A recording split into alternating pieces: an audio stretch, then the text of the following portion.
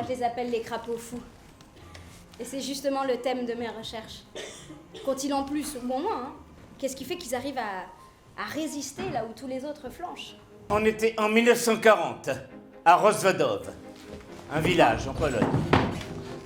Tes grands-parents habitaient une petite maison qui servait aussi de cabinet à ton grand-père. Il y avait une table par là, je crois. Un tableau de très mauvais goût ici. Une assiette à voler. Une deuxième l'a suivie.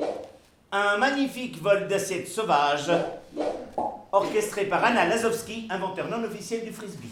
Bonjour, 2 billets pour Varsovie, s'il vous plaît. 2 billets. 3 billets.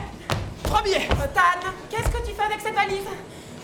Je me disais que ce serait sympa de venir avec vous, finalement. D'accord?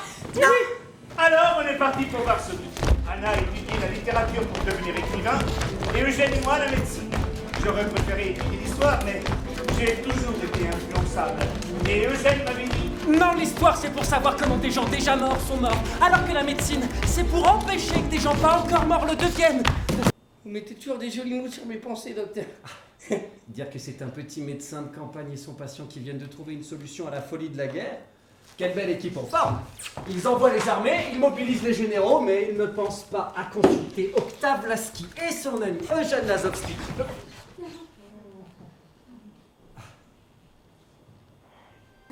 J'ai inoculé le vaccin contre le typhus à Micha. Micha risquait pas d'attraper le virus. Il ne risquait pas d'attraper, c'est juste.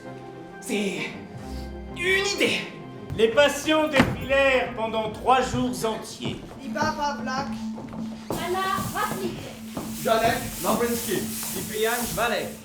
Agatha Mikouni. Qu'est-ce qu'ils vont penser quand ils vont voir que tout le village est mis en quarantaine pour cause de typhus?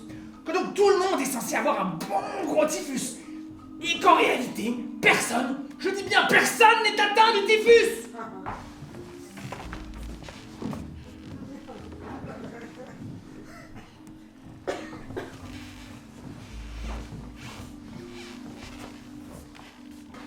Le condamné à mort qui s'apprête à être fusillé ne refuse pas une dernière cigarette par peur d'un cancer des poumons.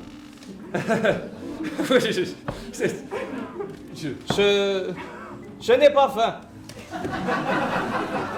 Un verre d'eau de vie. Ah, la même chose pour moi. Soit. J'étais initialement venu vous prévenir, docteur, de la mort du vieil Albert. Le typhus l'a emporté lui aussi. Oh. Approchez, venez, tous les symptômes sont là, un cas d'école. Venez sentir l'odeur caractéristique de la chair putréfiée par le typhus. Ça, pas la peine, j'ai les sondes ici. C'est que nous devons procéder à tous les examens sanguins, nous en avons pour un minimum de 3 heures. 3 heures. Mais